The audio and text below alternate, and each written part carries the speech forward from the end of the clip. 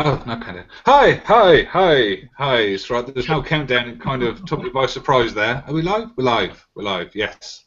That's kind of a Mark introduction there, isn't it? Welcome to your YCC Hangout. This is the first Hangout that's been broadcast live on your channel, not mine, not Mark's, even though Mark created it. Your channel. Yes. Yes, the reason I said Mark was because Mark has very kindly created this channel for the Y.C.C community. I'm just using it like I would use Blast or something like that. But yes. Anyway, we'll get rid of me because I'm talking bulls, and we'll go through the usual get-up where we introduce ourselves. So we will start with Mike. You go first, Steve. Oh yay! Robotech00. Just like the rest of you guys, comic junkie, action figures, stuff like that. And I believe Mark has a new YouTube name. Yeah, I do. Yeah. It's not MAW000001 no more. No, it's not. Well, it sort of is, but it's not. Short box long. No, short box full, even. It's new. I'm not used to it. I'll have to get practice and everything saying it.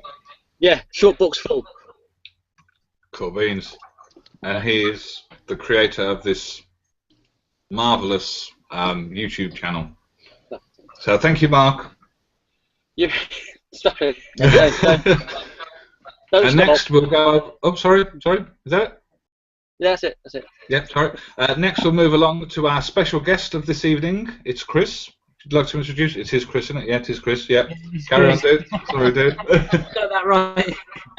Yeah, my name's Chris. I've got a channel on YouTube called Houdini's Longbox. Not as active as these guys, but hoping to be more so. And it's my first time on the Hangout today, so I'm sure it will be a fun and interesting experience.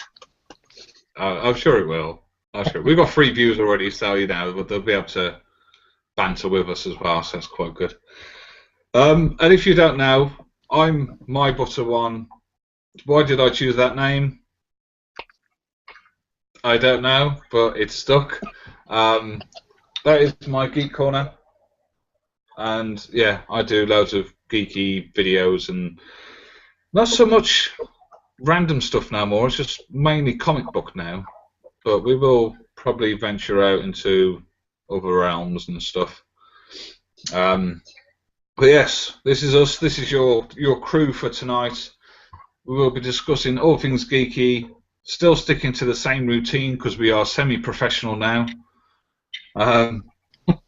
We can still swear and say like boobies and stuff, but yeah, we have a strict routine, which is all good. So the first section is all about Chris.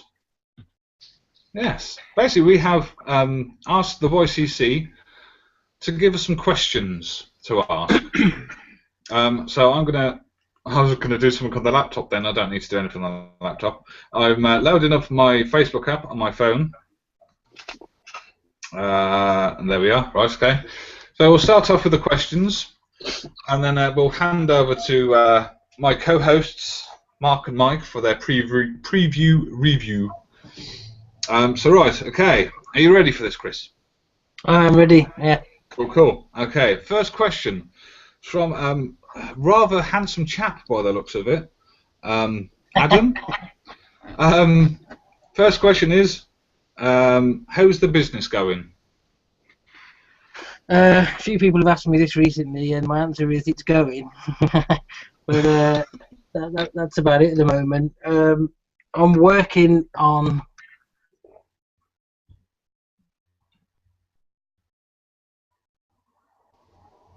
Uh-oh. He's frozen. Uh-oh. Is he frozen or is he just counting? Uh-oh. Can you hear me? Everything's frozen. Have you lost Yeah, we me? hear you, dude. You're back now. You're back.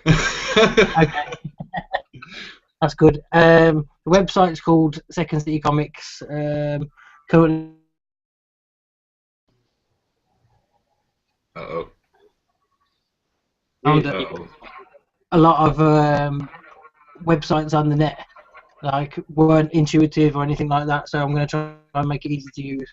But the bit I'm working on at the moment is bulk loading. If you've ever tried to list anything on eBay, you'll know what a pain in the ass it can be just to list one book at a time. But trying to list 10,000 and make it easy, because I don't want to do loads of you know boring work all the time. So I'm working on the process with the spreadsheets and things like that. So it makes the uploading easy, and we should be ready to go in about 2 weeks. Just got a load of new stock in, so currently about 12,000 books ready to go. Nice. Mark, it says your microphone's off, dude. Yeah, I just had a coughing fit. I didn't want to interrupt. I was having more technical difficulties then. I don't want to be rude and sit there and go whilst Chris was trying to his new venture, and that, so I muted it and just carried on dying quietly in the corner. Dude, I would have run up the road and resuscitated you. It's all right. Well, I would have walked or got Helen to give me a lift. Okay, second question. I'm not going to say surnames just in case people get Facebook stalked. You know what I'm like. If you don't, that's what I'm like. Next question is from Simon. Don't forget this is just for Chris, not for us guys. We had our spotlight last week.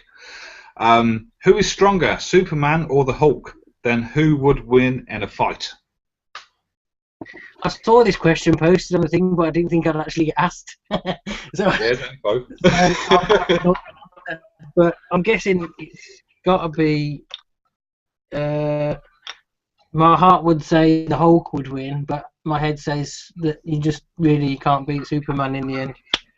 Not sure how he'd quite do it, but I think he's so overpowered that I don't think that anybody could probably beat him. I don't even count Batman in that. I don't think I know a lot of people say that Batman did, but I'm going to go with Superman. Okay, cool. The next one is from our good friend Andrew. Again, I might say his second name. But what's his YouTube name, dude? Is that Cooley Comics. That's it. How's he comics? Sorry? Which Andrew? Yeah. Oh, Yeah, Cooley yeah, Comics. Cooley Comics, yeah. So I thought you There meant.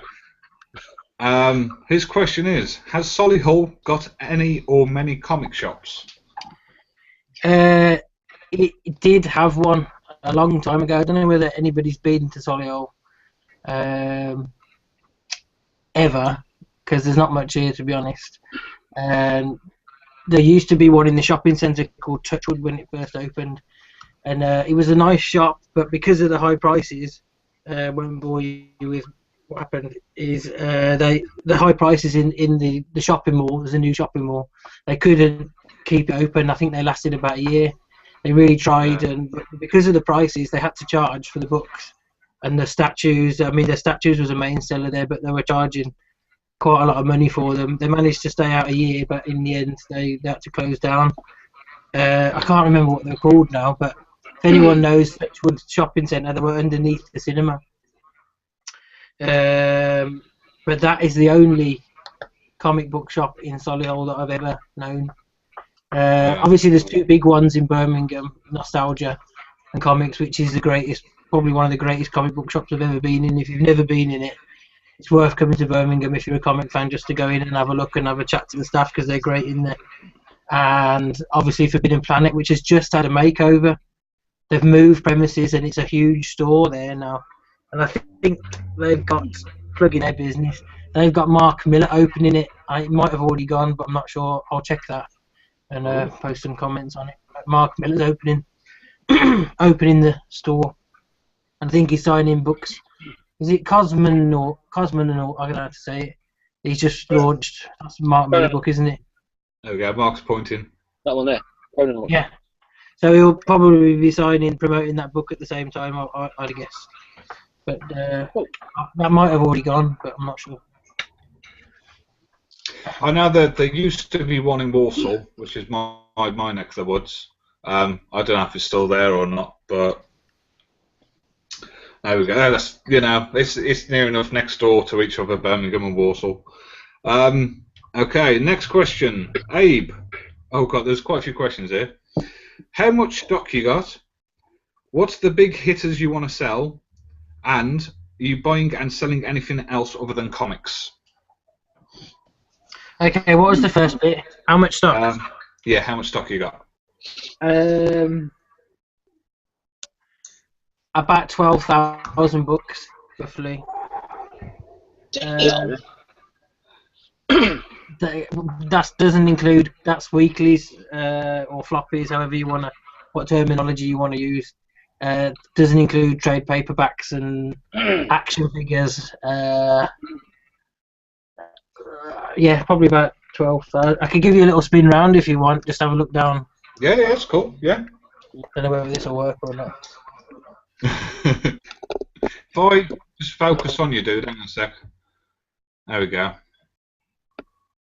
But I converted the a unit over to use for it.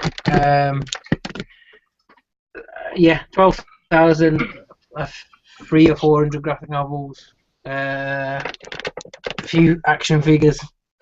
That's about it, really. What was the next bit? I'll have a chat with you after the show. I've got some nice settings for you. What was the next prong of the question? What's the big hitters you want to sell?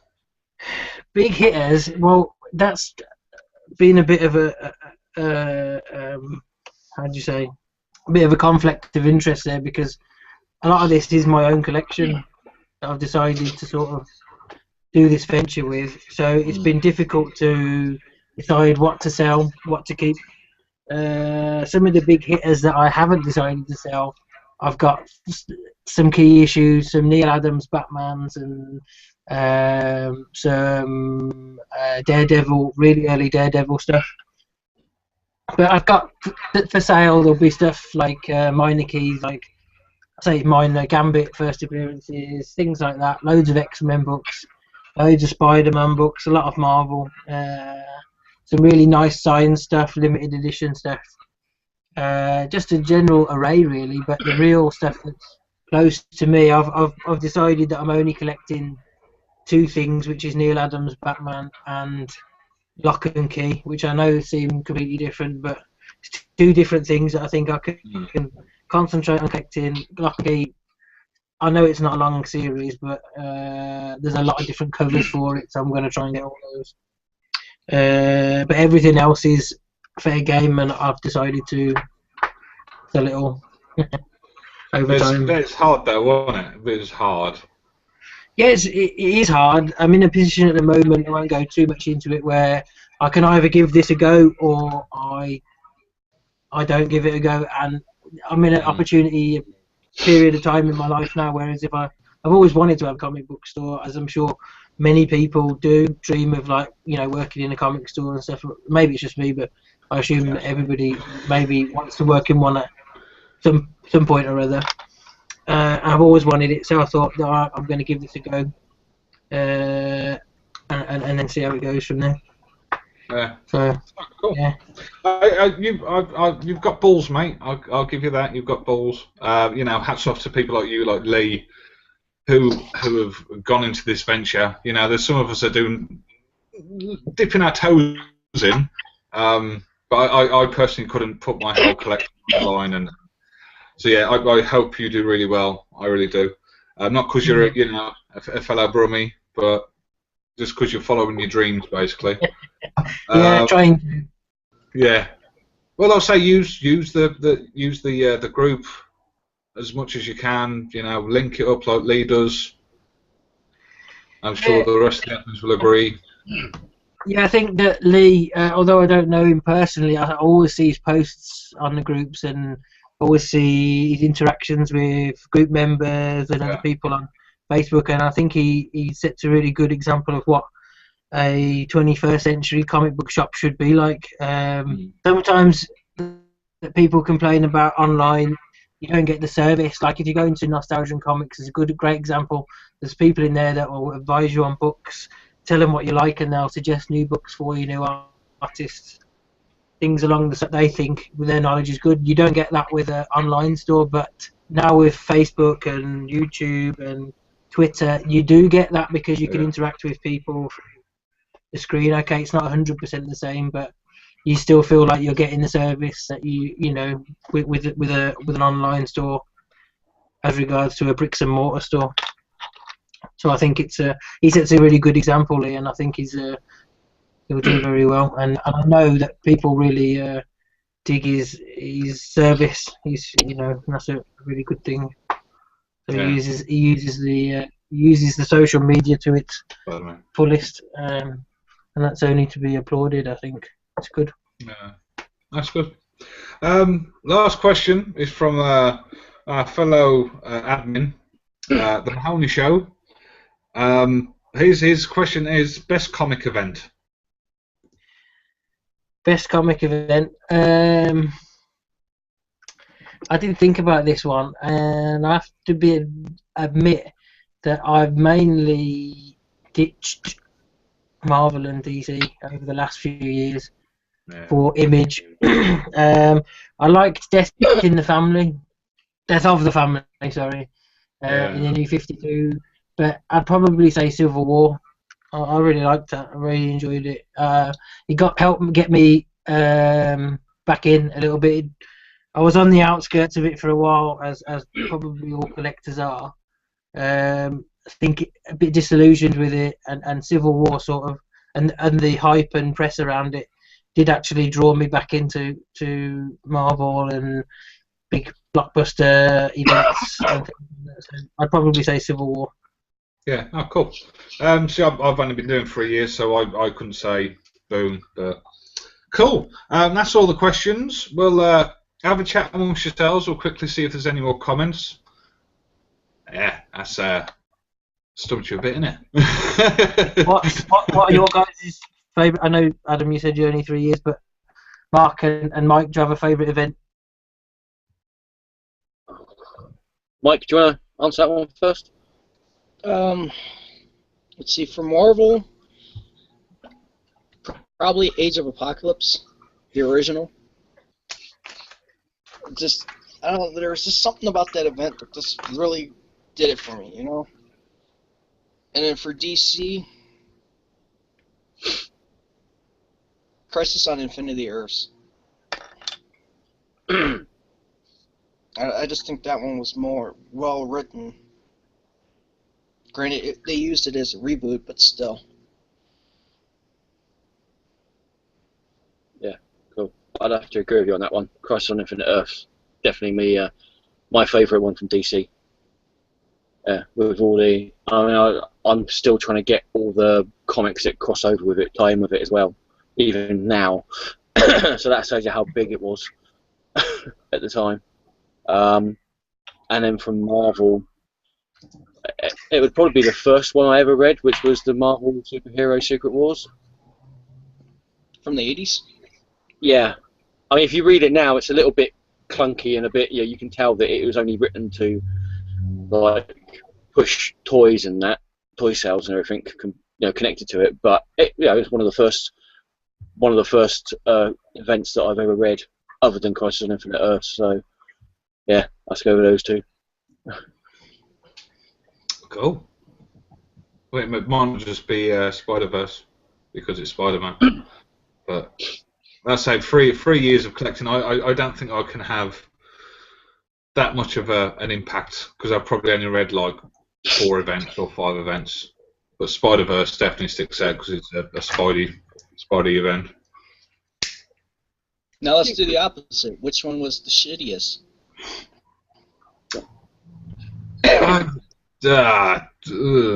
Come back to me. Let me think. I would have to go Age of Ultron. See, I liked Age of Ultron. It started out good for like maybe the first couple issues, and then it just took a nosedive. See, I was the other way around. I hated the start, but I loved the ending. I don't know why. But I probably think the worst would have to be Age of Ultron, I think.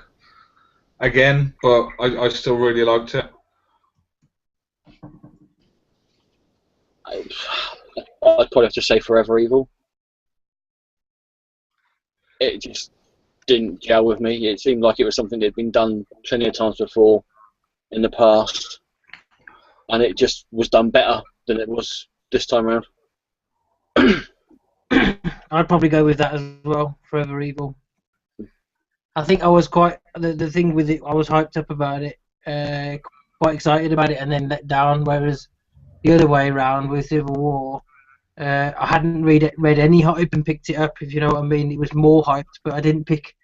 I hadn't read into it at the time and just picked it up and thought it was great. Whereas Forever Evil, I bought into the hype a little bit too much, and it was disappointing. It happens with me with movies. You know, Guardians, I was disappointed. Iron Man 3, but then I watched it again on Blu-ray. It was amazing. Yes, I said Iron Man 3 is amazing. Yeah, we've got a few comments, guys. Only two. Lethal Chicken. Hi, Adam and others. G'day. Hello. Oh, bloody hell. Vintel Mania. I hope I said that right. Did you watch Thunderbirds Arc Girl today? If so, what were your thoughts? Mine's quite easy. No, I didn't. On to the next one. I didn't watch it either. I didn't even realise it was on. I'll have to see if I can find it somewhere. I didn't watch it, but a few people on my newsfeed and stuff have been saying how good it is. Yeah. But I was never into Thunderbirds really, so I'll probably watch it at some point. Yeah. I didn't know it was on. I was too busy doing a Dragon Ball marathon. It might have been on for you earlier, though, mightn't it? I think, being in America. It probably was, but again, I was doing a Dragon Ball Z marathon, so I missed everything. See, with me, I wasn't big into Thunderbirds, but my mum, she worked in a Fina garage. Chris will probably know the Fina garages more, because I know it was more Midlands-based, I think, wasn't it, Fina? It rings a bell. Yeah. She worked in there, basically, used to get tokens for, Thunderbird stuff. And the people who didn't want the tokens, give them to my mum. So basically, I had, Tracy Island, a huge Thunderbird 2. I've still got a, coin collection in, a little stand thing. But yeah, I love the toys, but I never really watched the program. So I'll probably if I can find it on the Sky Planner, I'll probably watch it. But was it the garage where you spent a certain amount of fuel, you got a token, and you had to get so many tokens to get a gift or something? Yeah, you got model cars and stuff like that. Yeah. Oh right, I think I remember something vaguely. Yeah, to do with that. I know the one in Great Whirley closed down, but yeah, I got some good stuff from there. Most of them were my Christmas presents, so I was really happy. But yeah, I think that's it for the comments. Let me just refresh. Pardon me. Did you never attempt to make the Tracy Island off the Blue Peter? That was quite a favourite. I did. It looked like crap. I was just about to say, did not make the Tracy Island off Blue Peter. I did have a go. What the hell's Blue Peter? Yeah. It's when you're trying to keep up with them, innit? Yeah. And but you just even I made earlier, so hang on, I can't pause, I ain't got Sky. They cheated. They were like, right, now you get the toilet roll holder and you do this and you do that, and you were like, right, okay, yeah, and this is what it looks like. You're like,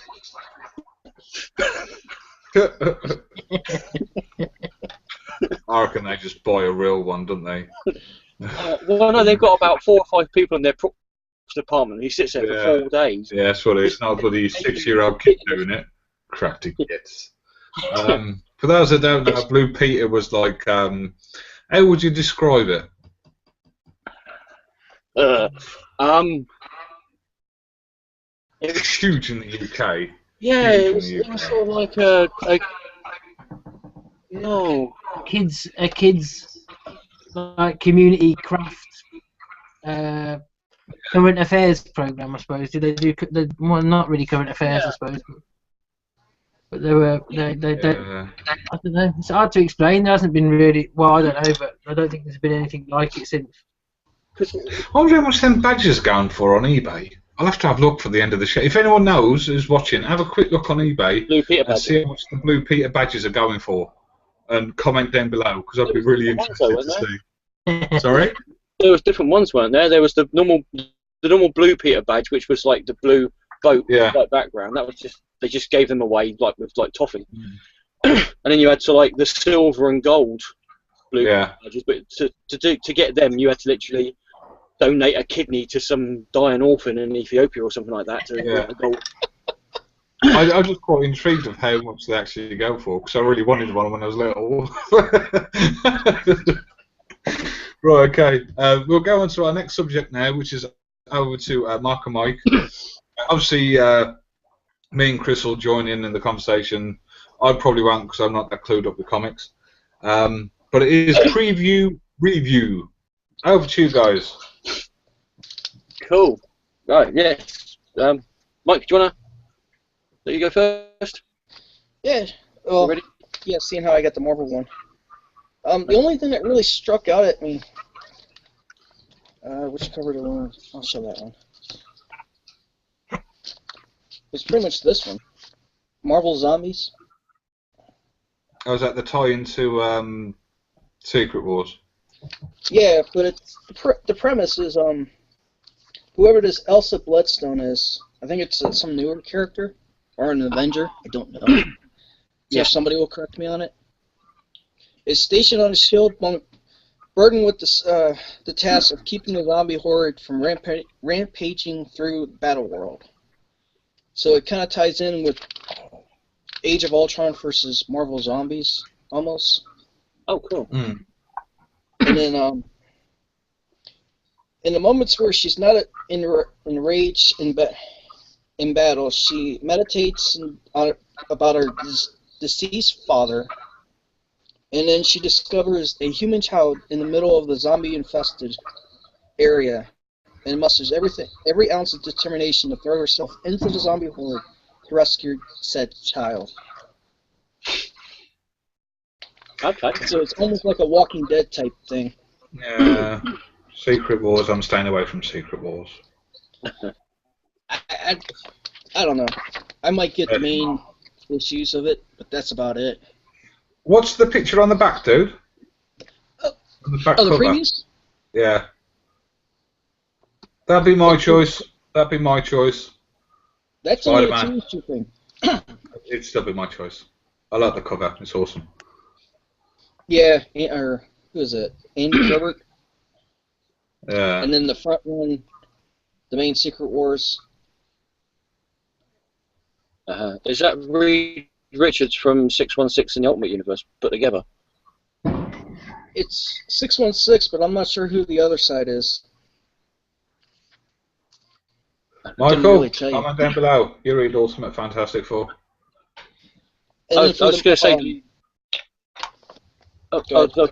Sorry, I was just going to say the Elsa Bloodstone is actually a character. Her father was called Bloodstone, which is an old character that used to fight like Werewolf by Night and Vampire, Dracula, Vampire, and Frankenstein monster in that in the old comics from Marvel.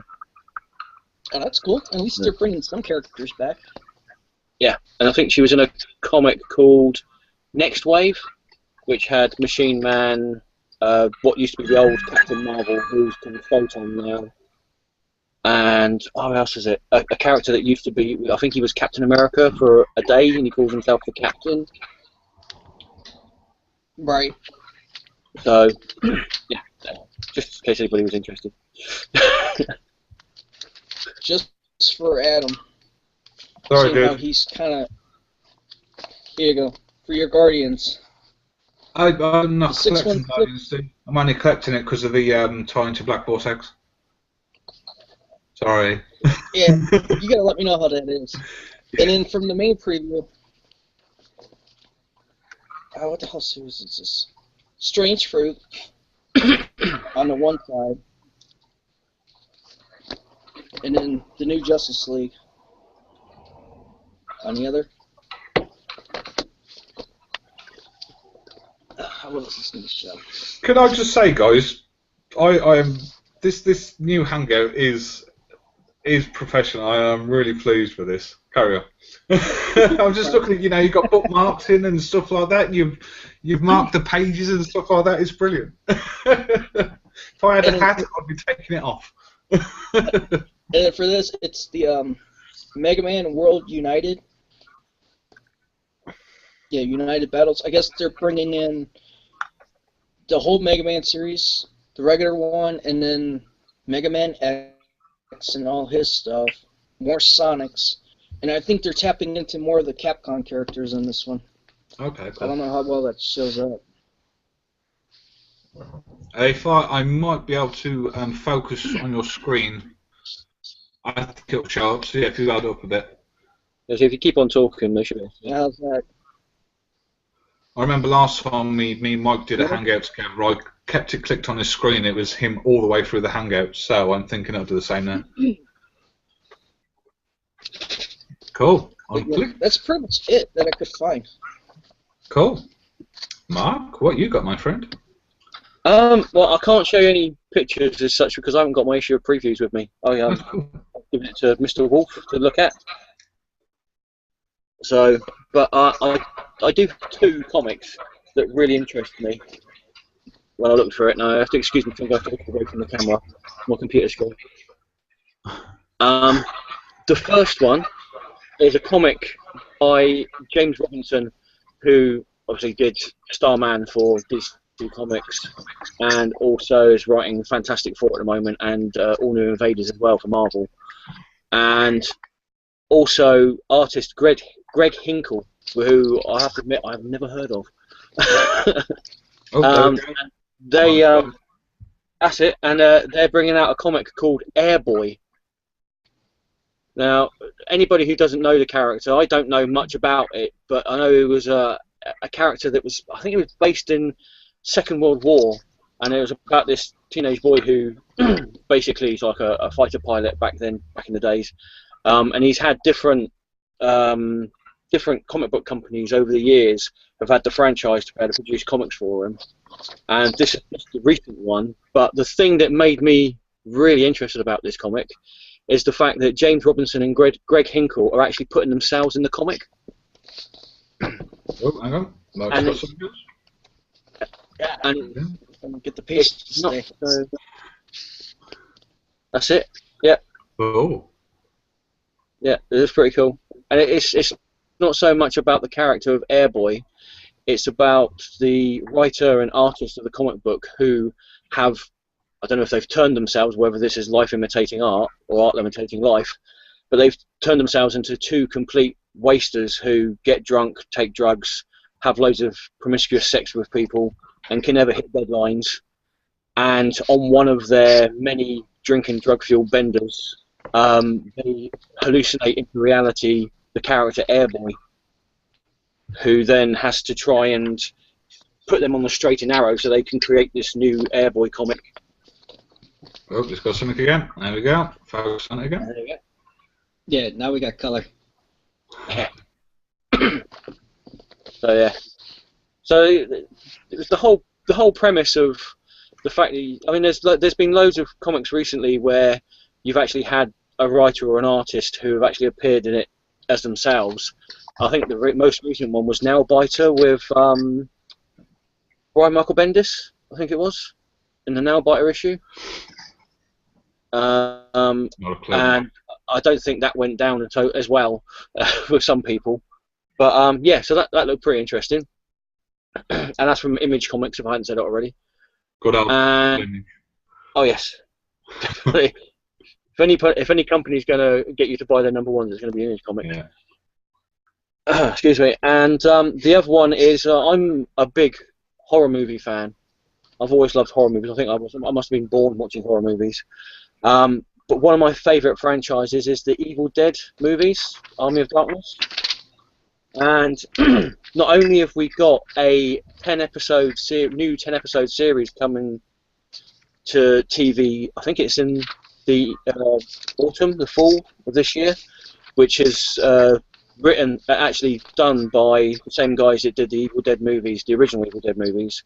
So that's Sam Raimi and also Bruce Campbell, and Bruce Campbell will be starring in it as well.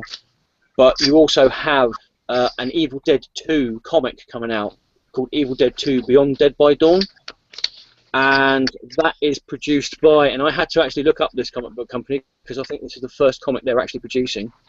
It's a company called Space Goat Publishing, and that's gonna. I have no idea whereabouts it is in previews, Mike. Sorry. Click through. I found something, but I'm trying to find like more of a picture of it. It's just a tiny thing. Yeah, it's like the picture of the dagger that was in Evil Dead 2, like with a blood splatter on the bottom of it.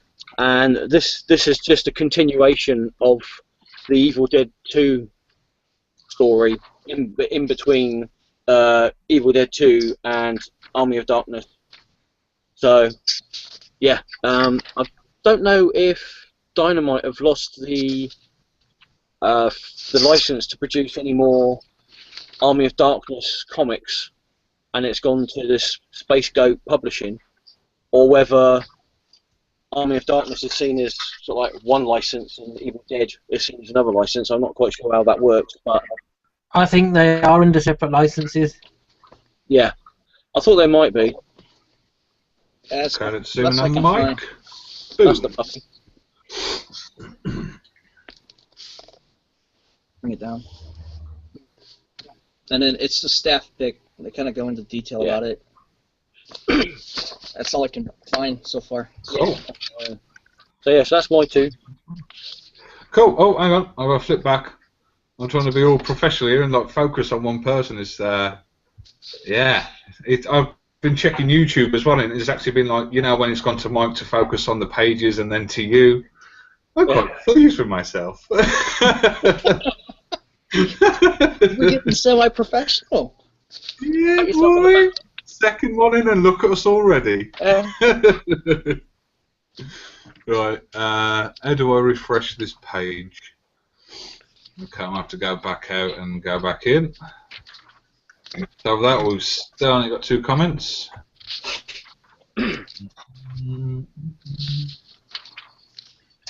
Oh, 3 comments. Yeah, see. YouTube. Stop messing with me. Lewis Pierce. Hey. Sorry for the late arrival, guys. Time to rewind the video and start from the beginning. What's up, my friend? Hope you're enjoying the show. I do. Hello. Hello. Colby? So, yes, we did have another comment, but I had to go back and, yeah. I don't know if it's my laptop or YouTube or what, I don't know. But I want to try and be really professional on this bit as well. Because the next subject is Pick of the Month.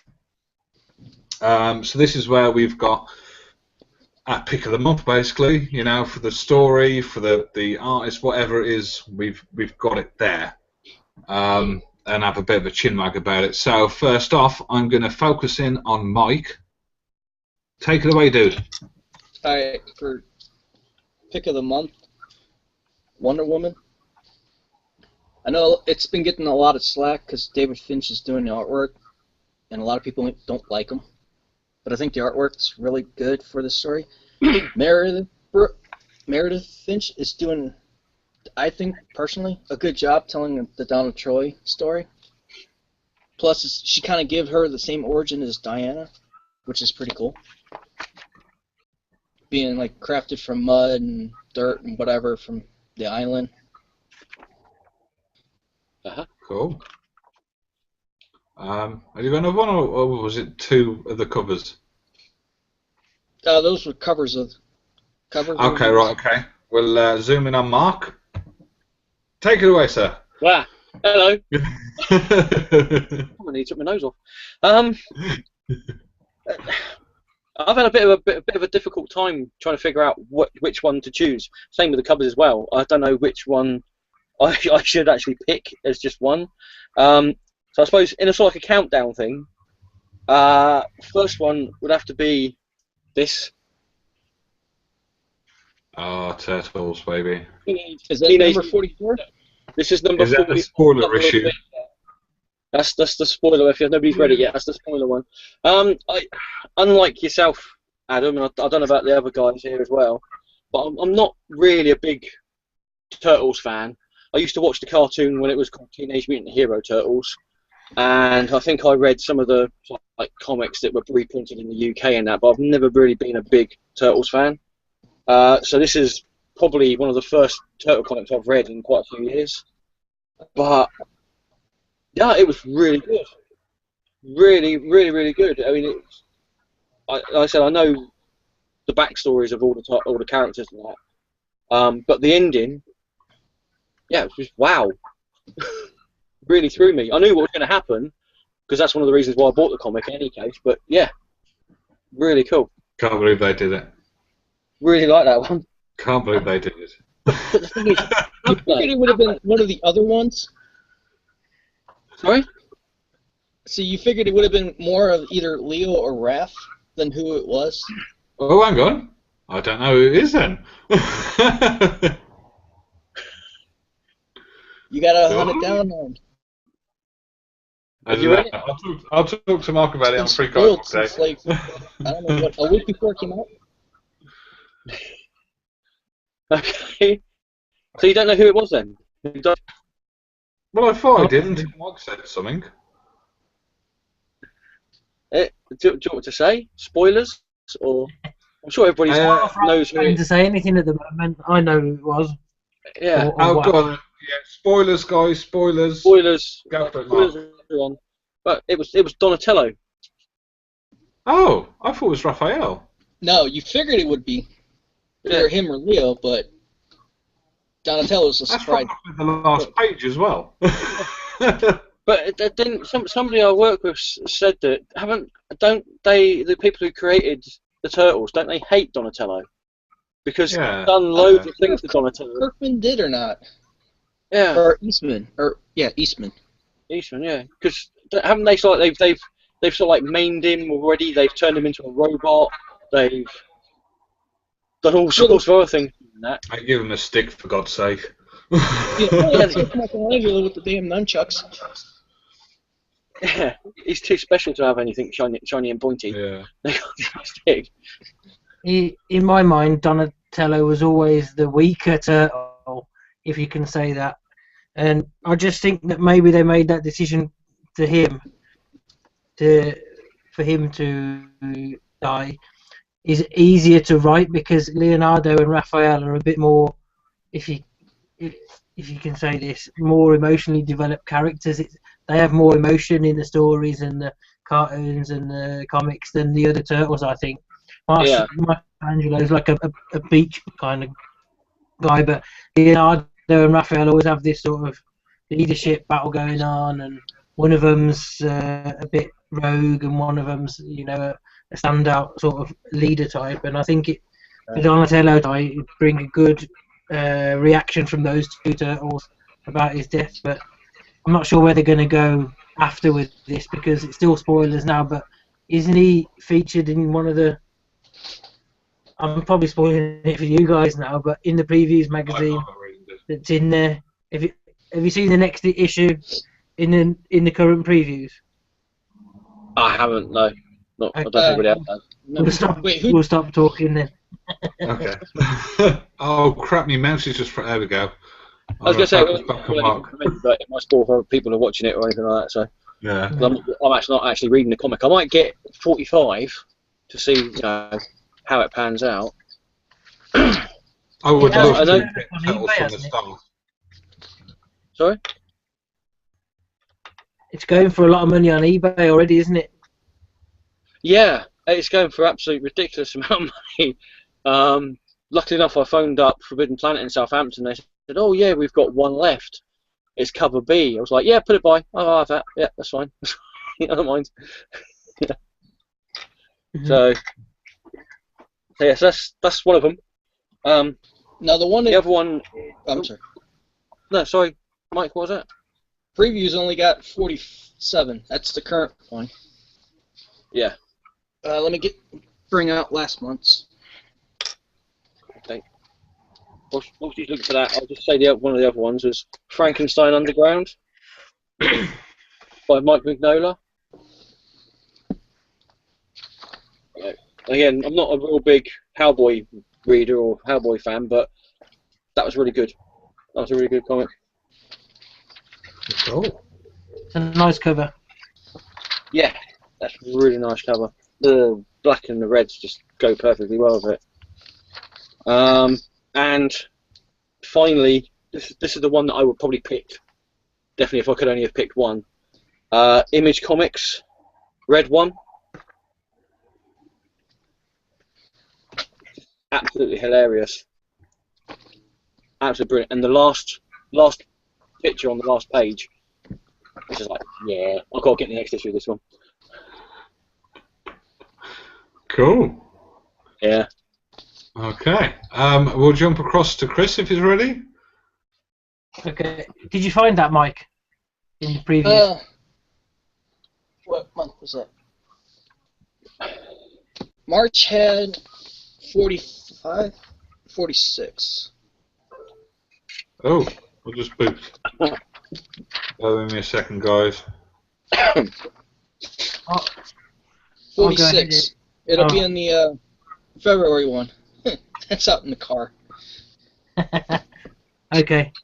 Check it out when you get a chance. Anyway, have a look. I've only gone with one book, and I'm not sure whether it's. I know it's a week old. It might have been this came out the same week as. Is it Red One? That Mark just shown last week. It was on the shelf. Yeah. Anyway, it's Invisible Republic. I'm a big fan of. I call it dirty sci-fi. You know, grimy, grotty, futuristic stuff. And unfortunately, due to working on the website, I haven't had much time to read it. But it kind of reminds me of if Walking Dead was in colour and sci-fi. It's kind of like Charlie Adlard's art, but it's slightly more detailed. It's Gabriel Hardman who wrote and drew. Karina Becho, I don't know how to pronounce that. Bechko. I haven't finished reading it yet due to working on the website, but that's right up my sort of street. Can you see that? Yeah, a little bit. Focusing. If you keep Bring it talking, closer. maybe.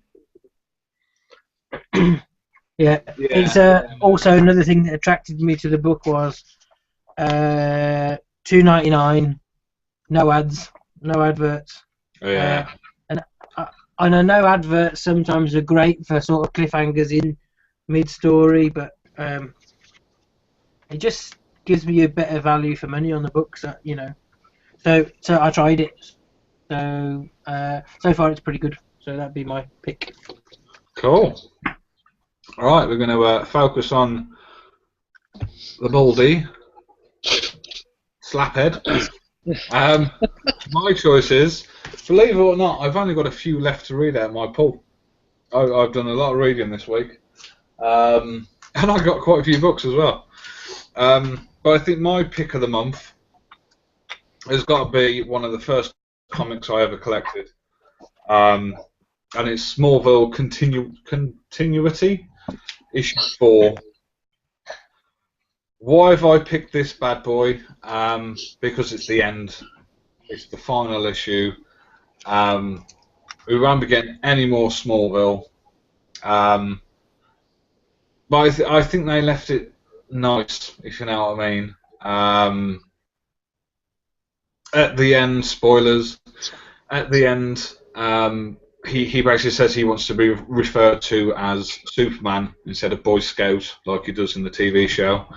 But yeah, it was a really nice end to the series. Me personally, I don't think they could have ended it another way, if you know what I mean. They couldn't have ended it with like Superman dying or anything like that, because from the TV show, spoilers again, sorry Mike, don't listen. You have that 10-year gap. You know Superman's going to be alive. It's not much of a spoiler, that's it, dude. But yeah, absolutely loved it. It was great to end. Well, it's not great that it's ended, but it was a nice ending for, what, 3 years of collecting, isn't it, of Smallville, dude? Is it 3 years of collecting, Mark? I think so, yeah. Yeah, 3 years of collecting, and this was one of my originals. This was. Ooh. And it's ended. Damn you, DC. Is that what brought you into comics? Mark brought me into comics. It was mainly I started collecting the Ultimate Comics Spider-Man graphic novels, and then when Smallville ended, I spoke to Mark and I said, "When do you go to Forbidden Planet? Do you mind if I tag along with you?" And I think I picked up Smallville, Spider-Man, Iron Man, All New X-Men, which is another one that's ending. Yeah. What else did I pick up, Mark? Called. It was Smallville, Superior Spider-Man, wasn't it? Was it Superior Spider-Man? Yeah. All New X-Men, Iron Man. Wasn't it Avengers as well? Yes. Yeah, Avengers. And out of all them, I only get, I still get all Spider-Man, Smallville, and All New X-Men. So for me, it's like, it's an end of an era for me. You know, Smallville, I started with Smallville, and it's ended not because I wanted to drop it, but because the powers that be decided to can it. The spines. So, yeah. Yes, smoke me down. I'm going to unclick that. Before we go on to the next subject, I have got a text message from Mahoney regarding a Blue Peter appeal. And he says, there's a badge that says, "I never won a Blue Peter badge for £2. Haha." So not quite there, but it's close. Still sort of, still sort of a Blue Peter badge. Let's just check the comments again. If it's going to refresh. Click that button. That'll do something.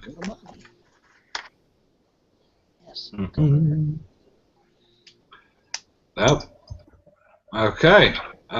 We shall go on to the next subject, which will be top cover of the month. So I shall focus in on Mike again. You ready, sir? Go. Yeah. So I can see. Kindred, #1. Back when Grifter and Backlash were in their prime. And in issue 2.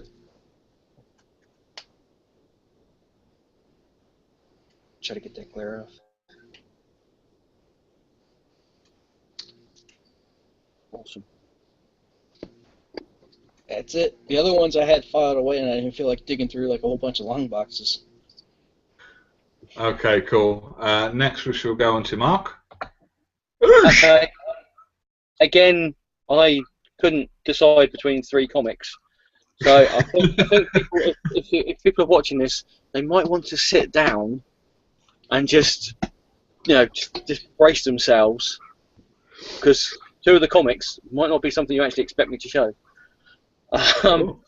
Right. First up is, I think this came out last month. I'm sure I ordered it last month.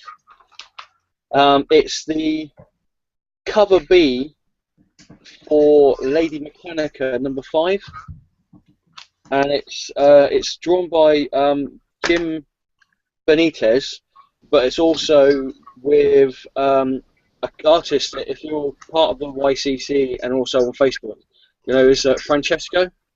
Yes. Yeah. Awesome artist. Really nice chap as well. Yeah. So that's the cover there. Yeah. For Lady Mechanica #5.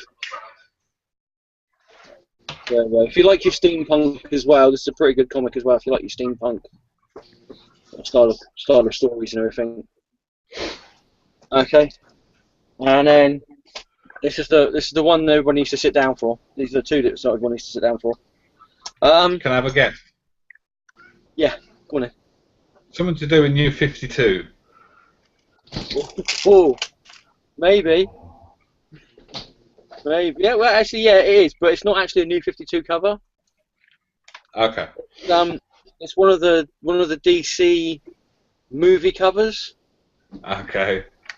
I've got a couple of them here, so I thought, yeah, why not? Sod it. They're only sort of like cheap, so I might as well. But yeah, this one is for, I can't remember what issue it is. I think this is Catwoman 40.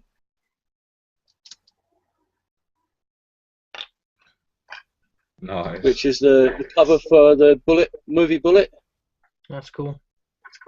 Yeah, there's that one there, and this one's not so much of a surprise. I don't think it's not from last month, but it's something I picked up last month in one of the grab bags from Forbidden Planet. Oh, you got the same as Junior. I don't think so. I don't think so. I don't know if you did this one. This one's Sensation Comics featuring Wonder Woman #4. Oh, nice. That is pretty good. Who did the cover? I think it's Adam Hughes. Looking at but I can't see his usual. Yeah, AH on there. It doesn't look like. Usually, it's quite prominent on his pictures. So it's like put it somewhere. The only thing I can think of is maybe he put it behind where they've put the barcode. So on the proper picture, it would be there sort of thing. But yeah, it looks like an Adam Hughes cover. I could be wrong, but it's just the way the light sort of like shines off of Wonder Woman's tiara and costume. It just looks like one of his pictures. I'll have to open this up actually and have a look, see if they actually put the cover artist on there. So yeah, that's the ones I picked. Cool. That's right, the guinea pigs were fighting, if you heard me, oi, in the background. Okay. Right, Chris, ready? Ready. Well, I'm sort of ready. The cover of the month for is sort of along the similar lines of Mark's. It's the Grayson cover, the Enter the Dragon cover. I love that. I'm not picking up the run, but that cover made me pick up the book. It's in the other room, but I've got a couple of others to show you. But if anyone is a fan of Enter the Dragon, that's a great one to pick up. I really loved it. The first one is Amazing Spider-Man 16.1 variant cover. I don't normally buy Spider-Man, but I saw it on the shelf while I was there, and I really liked. It's lovely. It's like painted. I don't know who did. I haven't looked at who did it, but it's one of those ones that's just sat on the shelf, and you think, oh, crap, I'll get that. But does anyone know who painted that? But it's, find out in a sec because I as well. So yeah, that sounds good. Benito. That's one of them, and the other one came out a couple of weeks ago. Just Descender. I'm a real big fan of Jeff Lemire. Still haven't read it yet, but I bought this. I didn't even know it was coming out really. I saw it on the shelf, and he's one of those guys that I can recognise the artwork. So that'll be my number 2. I don't know how well you can see that. Still in the bag. So they'd be my just to 2.5. Just to go back to the Amazing Spider-Man 6.1, that is the original cover. No, 16.1. Yeah, sorry. But I prefer, let me do a bit of magic, I prefer the other one, the variant. So yeah, that one does look a little better. Yeah. If they've got any more on the shelf, I'll pick one up for you. But they only had a couple, and it was on the day it came out. That's why.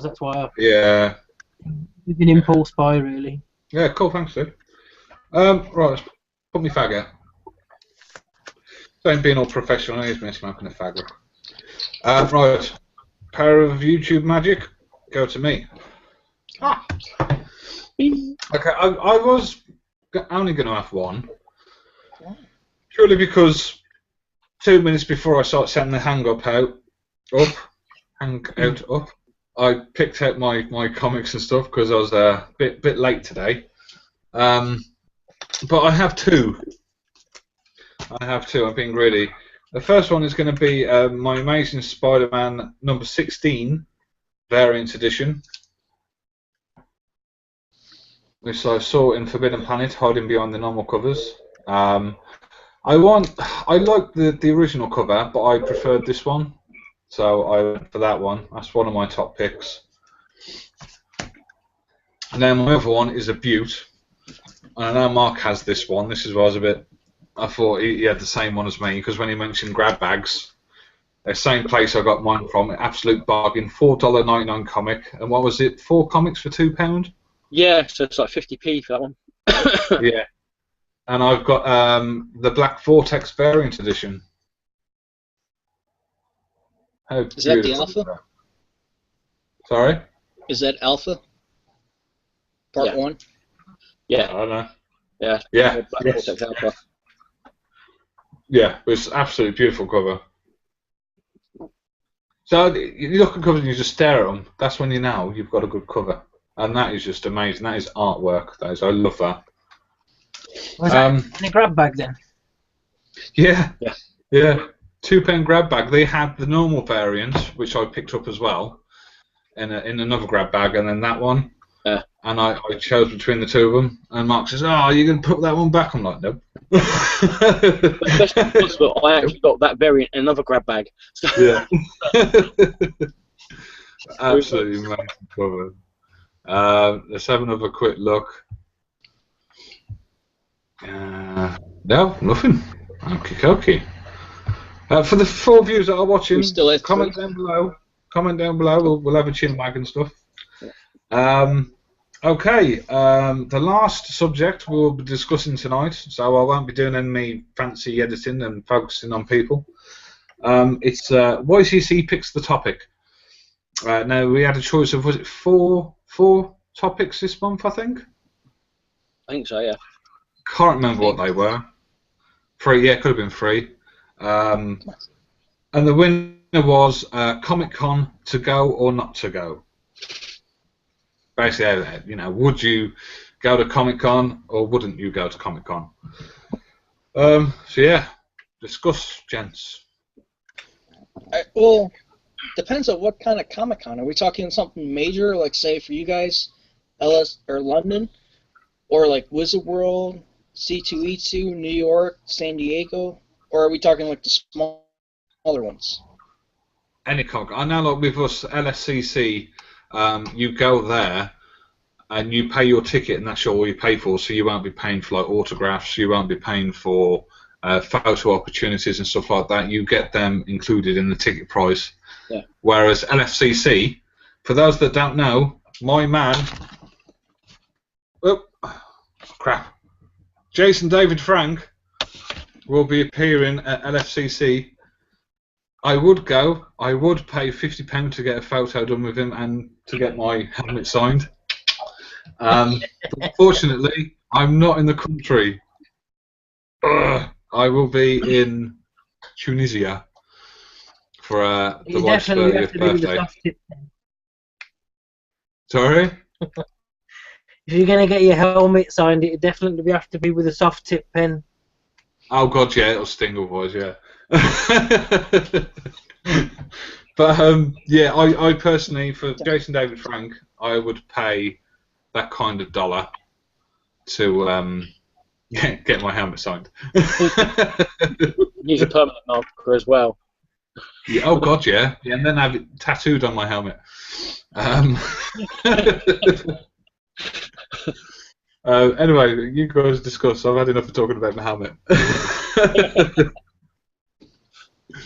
Alright, personally, I think the smaller ones would be worth it because for some reason, you find more deals at the smaller ones because everybody's trying to move the stuff, so they don't want to haul a lot of shit back.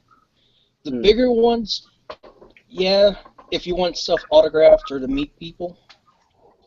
But that's it. Like for over here, you got to pay for the picture, pay for the autograph. That stuff's not included in the picture or in the ticket price. Yeah.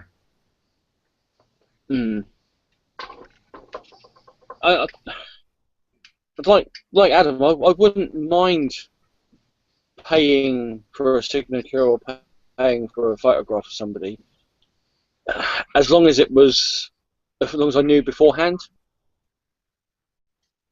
that I had to pay for them. I mean, I think it was like with Neil Adams. My biggest bugbear with him was that I was going there expecting, to get signatures and that, maybe buy some stuff from the artists and the writers that were there in any case to get them signed anyway. But my biggest bugbear with Neil Adams was that it was, oh, it's this Neil Adams line. Yeah, no worries. Oh, excellent. I'll just queue up. Oh, and it's going to cost you £20. Yeah. And if I'd have known it was going to cost me £20, I would have budgeted for that and said, right, okay, yeah. I probably wouldn't have even gone out specifically and bought the thing that I bought to get him to sign. I would have waited until I got there to buy something from him to get signed. Right. But as far as going to comic book conventions, I've only been to 2, and they've been absolutely fantastic. They've been like big ones. I suppose you could call them big ones in comparison to some of the other ones that are around the UK. But yeah, I would say definitely try and get to at least one comic book convention in your life, even if you're not a comic book geek or fan. Yeah, I think it's got to be done at least once. If you have the slightest interest in comics, I mean, Mark, you're right. Even if you're not a fan, there's be something there for you. I remember going to Memorabilia, the very first one I went to at Birmingham, and it was much smaller than it is now. I haven't been for a few years, but I heard they get something like 10,000 people through the door on a Saturday. But there's a lot of stuff to see and do there without actually spending money. There's plenty of panels to go to, and they normally tailor it for everyone's taste. So there'll be one about getting into comics and one about portfolio, how to present artwork, and industry-based ones on digital versus physical if you want to get really geeky about it. And just generally they try and cater for everybody there. And I would recommend going to your local one to start with to see if you like it. Keep your expenditure down and dip your toes in. Have a lot of fun. Everyone seems to be having a good time there. There's a sign of a good convention is the atmosphere there. I've been to quite a few. I've been to all of the London Super Comic Con ones. And they've been my favourite by a mile. So if you can get to that one, like Mark says, I've got in a few of my other videos. 2 years ago, I moaned about Neil Adams. He still did it for free, but he made the queue for the free signings go through his booth that year, and then he did a sale on his prints, which really pissed me off. But I could turn it into a massive Neil Adams rant, but it's about conventions. Yeah, just go. Just go. Keep yourself to a budget, because it can get a little crazy in the heat of the moment when you see all this stuff there for the first time. But I definitely would never say no, don't go, because you'd be missing out on a lot of fun. Cool. Have you been to one, Mike? Yeah, I've been to C2E2, the one over here in Chicago. What was that like? That was pretty good. I just wish I would have went the full 3 days instead of just hitting it up on a Saturday. Yeah. So now, like, was it LSCC's? I didn't make it to any of the rooms, so, like, to meet the wrestlers or whatever Power Rangers were there or whatever was going on. I stayed out more on the floor. But when I went, the artist gallery were pretty much out for lunch, so the lines were broke down. Yeah. I mean, you had a couple here and there, and then they leave, some other ones would come back, so like you couldn't hit everybody in one shot. So I think I was a first year. I love this story. Literally, we was on the train. Was it me, you as well, Mark, on it, Mahoney and Wolf? And I think our intention was to go in and stick together. And literally, we went in, and it was like a shotgun. It was like boom. We all went everywhere. I said this year on the train, I says we'll stick together, we'll do this bit and then this bit and then and it was me that abandoned everyone. We went to the first bit to try and get our tickets. You guys stuck around there, didn't you? And I just sort of went straight up to Jonathan Ross, got my stuff signed, went round to Charlie Adler to get my ticket for him, and it was a completely different experience this year for me. But it was really good. But I'm still, what is it, 3 weeks ago? Yeah. And I'm still suffering with my bad back for it. So, oh mate, it's terrible now. It's gotten worse since Thursday night. I've got a pillar behind me to. Sorry. So you probably pinched a nerve in it. I don't know, mate. It don't help with the type of work I do, you know. But what are you 10 years younger than me? Yeah. I don't look it though, dude. I don't look it. Now, I don't like. with cons, do you think it's better to go just one day or all 3 days that the convention's running for? I think this year it would have been better with 2. I think we discussed last year, didn't we, on the train back? I was happy with just the one day because I was absolutely knackered after the first day, and I don't think I could have managed the second day. But like I say, this year was a completely different experience for me. I went hardcore for them comics, whereas last year was more about the sign-ins. But yeah, I think this year definitely could have been. It should have been a 2-day event because obviously you get the bargains on the last day, and if your back does start to hurt, you can put your comics in the hotel and then come back. And yeah, I think it depends what you're going for. Really. I mean, if you're just going for the signings and you can get it all done in one day. I mean, I did that. I got all the people I wanted signed for in one day, and did my mission for my Amazing Spider-Man comics, and met loads of people there. So that was all in one day. So it was absolutely brilliant this year because, like I said, we got to meet so many people. I won a show this year. We had the group photo outside the Excel Centre. It was amazing this year, I think. I'm gonna have a fag because I'm reminiscing and it's getting me depressed. I do. It's like I say to people, I say I want people to go to Florida, but then I don't. I want them to experience it, but then they'll become addicted to it, and it's like that for Comic-Con for me. I love it to bits, and granted, I can do it more than I could do Florida, but we have to wait like a whole year for LSCC.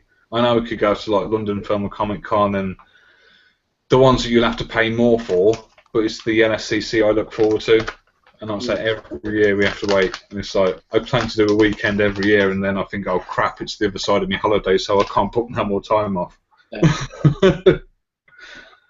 But yeah, I get Comic-Con blues. I think as well as if you do just one day, you probably wouldn't have to spend so much money on it. Yeah. Because if you do 2 days, unless you actually live close to the venue, you've got to do things like get a hotel room or bed and breakfast room to pay for that, and any food that you probably have to eat or not eat, in case you be. Yeah, hardcore. So I think if you're definitely on a tight budget, one day would probably do you. Yeah. Especially if you don't live close to the venue. But if you're able to save the money up, and you've got the cash behind you, and you can find a decent hotel room close to the venue that is like within walking distance, or even like in London, even like 1 or 2 stops on the underground distance, then yeah, definitely do 2 days if you can, I would say. Yeah, I did the 2 days this year.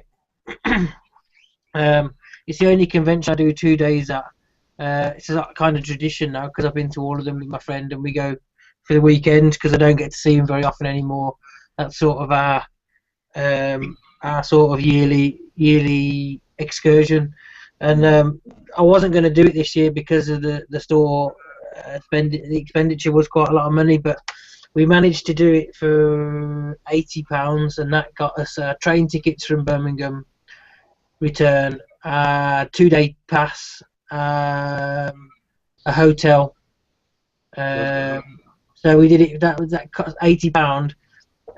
Well, but then it's quite good. But that's just to get you in, really, isn't it? So then if you want to buy anything on top, then it starts becoming expensive. I mean, but then you saying £80. It's if you think that if you like break that down to saving £10 a month just for getting their ticket and accommodation, it's not that much. No, it's doable. So if you can sort of, yeah. If you do want to do the weekend, then I know we've turned this into a bit of an LSE debate now, but if you do want to do the weekend, then the key is to book the hotel way in advance because it's a lot cheaper. Yeah. Sorry, go on, dude. Sorry, do you mind me asking what hotel it was that you booked? or just tell us privately, so nobody else rushes out to get it. No, I tell you, because it's not big secret, because a lot of people stayed there. In fact, the year before, David Lloyd was in the hotel, and we sat next to him at breakfast. Fantastic. The chap who did the V for Vendetta and other stuff, and a few of the other writers. A lot of the artists and writers go in the pub after, and it's outside. When you walk out, where you had the photo, if you remember, there's a called the Fox. They're all in there after, most of them. So we go there for a drink and sort of say hello and not to hobnob, but it's a good atmosphere in there after the con if you're staying. But the hotel that I had the first time was called the Ibis Styles, which is right there. It's right on that front door. But that was a bit expensive this year. And my friend booked through. There's a website that does these secret rooms, and it didn't say what hotel it was, so it was a bit of a gamble, but we got it cheap. And it was the what's it called now? The Radisson at the back, the other end, the far end. So as you come through the main door, you walk the entire length of the Excel Centre, and it's at the back by the car parks there. But literally 10-minute walk. So Adam, you're right. If you're feeling a bit knackered halfway through the day, you can go and drop your stuff off and have a sit down, have a cup of tea or something, or a beer, whatever takes your fancy. Because it can be a long day. But yeah, it's well worth doing. I mean, if you want to go for the weekend, then make the decision early and book early. Yeah, so me, I have to book like around work as well, because I say my holidays start in April. So as much as I was saying, yeah, we're going to go to a Comic Con for a weekend next year, I can't actually do it because I'll be working the Sunday night. However, the year after, I could probably book the time off to accommodate the weekend. Yeah. So I'd love to do a weekend of it. I think it'd be awesome. I suppose that if you rented a room out and it was like a double room with 2 single beds, or even a double room with a double bed and a bathroom, you could share the room. And to be fair, as we booked it and we didn't know what we were going to get, we got a suite, and it had a twin bedroom, and then it had a walk-through into a lounge, and there was a pull-out double bed there. I reckon if you'd have really pushed it, you could probably get 6 people in there. It would have been a bit sweaty and stuff, but if you want to keep the costs down, then that's the way forward. You could get 6 of you in one room, and then you'd only be paying sort of, I'm guessing about £12 each for the stay, which is, worth it. Yeah, I know. When we went to go and see Nickelback in Birmingham, was it the LG? I think is it the LG in Birmingham? Yeah, that's right. Yeah. Yeah, it used to be called the NEC. Yeah, I think it was like was it £40? And again, it was like 2 single beds. But me and my mate, we didn't care. Literally, that was just our sleeping place. You know what I mean? We didn't care. How comfortable the beds were. That was just to rest and then hit the road on the next morning. I suppose it'd be the same for me. We can't, I'll be quite happy having, 6 single beds and 6 grown men. That sounds wrong, doesn't it? 6 men sleeping in the one room, if it'll cut costs down for the con. But yeah, it's all about, like I say, it's all about trying to save as much dollars so you can spend it in the con itself. Yeah. Mike, have you ever stayed the night in a hotel to go to a convention? Yeah, when we went to C2E2, my wife found it, so we didn't pay that much. I mean, we were like 3 blocks away, so it worked. That's cool. That's really good. I think that is the thing. You need to have it close to the venue. Yeah. Otherwise, you basically might as well go home and then come back again the next day. Yeah. Was it about an hour and a half for us, I think, Mark? On the train? Yeah, about an hour and a half, hour 45 minutes on the train. I mean, it is doable, but it's just that journey on the way back. I don't know. It's like going to Birmingham on the way back, but coming back to Andover, it's horrible, isn't it? Standing up all the way back and. Yeah. There's no seats. It's about the same journey length to Birmingham, depending on what train you get. But the train wasn't that packed. We got seats with tables and stuff, so that was quite nice. You know. Yeah. That was all right. They can be a bit like cattle trains. So you could always do what we did and just drive. You don't want to drive into London, dude. No. I think It'll London's take you about 5 hours to get there. You ought to see this. What was it? I think it was Chinatown, almost. Dude, it was. Everybody's just not listening to the traffic lights or stop signs. I swear, we almost got in like 7 different accidents trying to get on the main street. Yeah. Yeah, I don't think I'd even want to do it in Birmingham, to be honest with you. Because I know, like, Birmingham and London are like the biggest cities in England, aren't they? Well, And yeah, just driving through there, it'd be quicker walking half the time. Yeah. As soon as you reach the outskirts of London or Birmingham, you're better off just getting out of the car and walking. Well, yeah, but I mean, here's the thing. Okay, depending on where the convention's at, if you get to a hotel and at least can drive to that hotel, Yeah. you know, even if it's a couple blocks away, you catch like a bus or something, you can always ride back real quick, load up in the car, go back to the convention. Yeah. I mean, you can always throw stuff in the trunk. We ain't got a big trunk, really. That's just quite little, our car. Yeah, but if you get like a milk crate and stick it in the trunk, and then you can start stacking books in it. Yeah. I mean, you Yeah. figure you get 4 of those for however many people, you know, designate who get what's color or whatever. You can load those things up pretty good. not a bad idea. Just checking the comments, see if anyone else has any tips on Comic-Con adventures. I have seen some videos of people in America who've loaded up on Facebook and on YouTube of Comic-Cons this year. And there was one person where they literally looked out of their balcony window and you could see the entrance of the convention doorway, and there was already people. I think this was sort of like about 6, 7 o'clock in the morning. And there was already people walking around in cosplay and that. And they were like if you could just throw something, you could easily quite hitly throw something and hit Boba Fett or Yoda. So that's one of the main things I like. Well, not so much this year. I don't know about you guys, but I think the cosplay this year was better last year than this year. I think it all depends on who they invite. Because I know Yeah, some of the big time people get invited to it for cosplay. yeah. I think it was the weather this year, because it was bloody freezing this year, and last year it was the sun was out and you had people in like Harley Quinn outfits. Yeah, Harley Quinn. This year there weren't as much, and I think that's because it was chuffing freezing. But that's one of the main things I like is the cosplay at Comic Cons. Yeah. I will say I did notice the people who had, like last year, you had somebody who was walking around dressed up in a full Iron Man from the movie cosplay, and there were other people as well dressed up in like really elaborate, really well made costumes.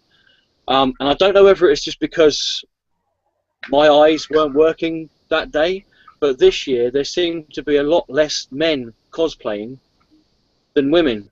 Last year it seemed to be quite an equal amount of people, men and women, cosplaying. But this year there seemed to be a lot more women cosplaying, and the men were sort of just stood back going, "Yeah, you carry on. That's right. No, you're fine. You carry on," sort of thing. Yeah. So I was the opposite. I think I saw more men cosplay than women this year. Yeah, like I might have been wearing blinkers. Yeah. We I did think go a our lot of it separate has to come ways. down. I think a lot of it's coming down to the fact that some of the females and some of the guys are getting slack. Because it's almost, if you look at a lot of the cosplayers, they're almost skin and bone. So if you're not technically a skin and bone person, then they kind of look down at you for trying to cosplay. Yeah, so you wouldn't see me in a tight Spider-Man costume, would you? Because I've seen a couple of videos where males and females, okay, some are heavy, some are a little overweight, some are like little love handles or whatever. Mm.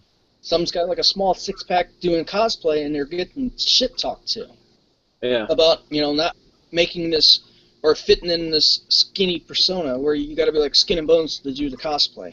Yeah. Yeah. It's like body shaming. What they call body shaming on the internet. Some like that, or some One of the where big you got to be either skinny or athletic to fit in that Yeah. profile, that the typical cosplayer. Yeah. And a lot of it, I think, some of the females that are doing it, how they're all like have that athletic build, and they're like, "This is how you cosplay. This is how you should look," and it's turning a lot of people off towards it because of it. Yeah.